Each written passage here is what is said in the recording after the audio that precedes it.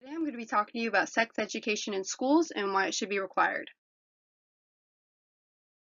So sex is a very fundamental part of being human, and it normally piques curiosity in us at a very young age, which is why sex ed should be a required course in all schools as early as 6th grade and taught throughout middle and high school.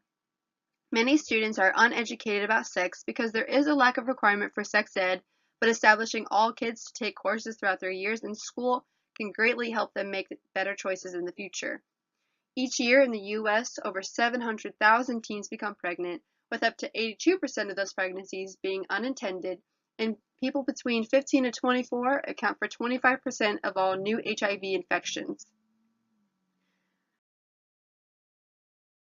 Majority of schools that do have some sort of program are abstinence only, but the biggest problem with abstinence only education is that it denies teenagers the chance to learn about acceptable options other than abstinence. Given that no form of sex ed has been shown to effectively convince teenagers not to have sex, this is a big problem. Too many parents are in denial about their child having sex when in reality more than half of high school students have already experienced sexual activity. But according to data from the National Conference of State Legislatures, only 24 states and the District of Columbia require that public schools teach sex education. Research has also found that sex ed, which provides accurate, complete, and appropriate information on human sexuality, including risk reduction strategies and contraception, helps young people take steps to protect their health, including delaying sex, using condoms, and contraception. Because of the huge taboo around schools teaching kids about sex at an early age, many parents find reasons not to allow their child to engage in a course that could potentially alter their life for the better. Parents who oppose sex education for their children don't know exactly what's being taught behind closed doors, and therefore they don't trust the instructors. Although this is understandable, the main goal of sex ed is to educate kids about sex and all the aspects that come with it in the proper way. Would you rather have your child listen to an appointed instructor or their schoolmates about sex? Parents also believe their children's primary teacher in life is their parents, so it should be the parents' job to teach their kids about sex. Unfortunately, a lot of parents do not teach their children everything they need to know. They may cover the basics, but there's a reason why an appointed teacher is ideal for this kind of course. My solution to this problem is to start making sex education mandatory at the first year of middle school when children start to go through puberty. For the parent's benefit, each day the child is taught, the parent will be provided an outline of what was taught in class and allow the parent to discuss with the child what they learned so that they can be involved as well. Sex ed should be continued to be taught every year all the way into the last year of high school.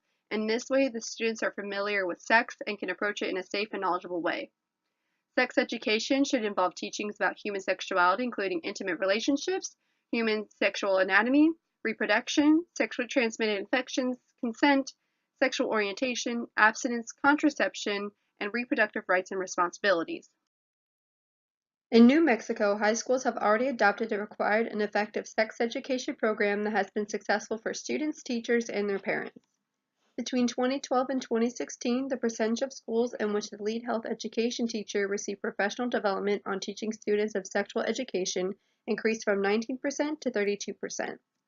And to ensure student success in learning the skills and knowledge required for graduation, New Mexico's PED required students who fail health education to repeat the course successfully to graduate.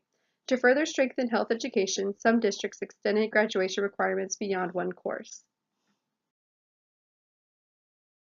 So would you rather have your child knowledgeable in something that's inevitable and support sex ed in their schools, or let them wander through their adolescence making poor life choices in the future that could change their life forever?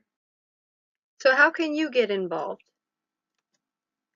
You can join a school health advisory council in your area. Both young people and adults are eligible to serve on most.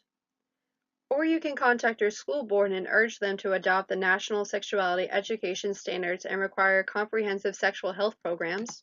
Or you can call the number below.